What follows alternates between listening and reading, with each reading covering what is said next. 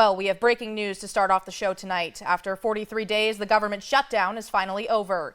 Tonight, the president signed the funding bill, which will keep the lights on until the end of January. Our Washington, D.C. correspondent Rachel Knapp reports.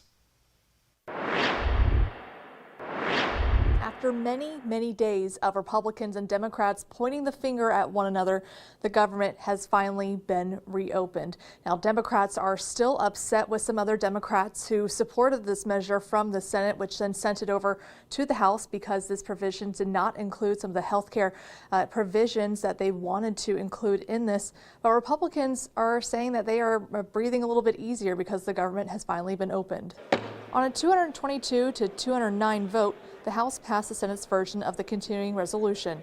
It only took 43 days to get here, and we've seen the impact and headaches the shutdown has caused. From flight cancellations to deferred SNAP payments, the shutdown has caused stress in almost every corner, and both sides are pointing the finger at each other. Democrats say the Trump administration was inflicting cruelty on the American people during the shutdown, saying they were trying to halt full federal funding for food stamps.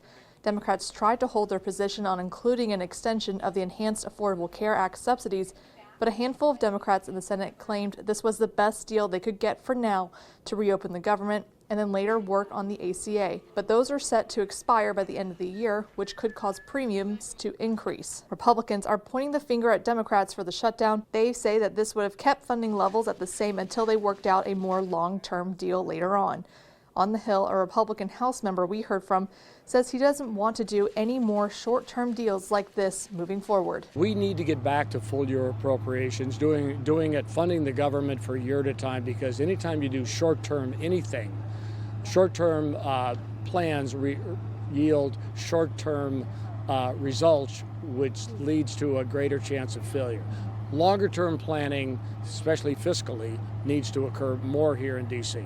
Again, this is a short-term funding bill, only funding the government through the end of January, but it also includes a handful of spending bills, which also include making sure that SNAP benefits will be funded through the most of 2026. At the Capitol, Rachel Knapp, WENY News.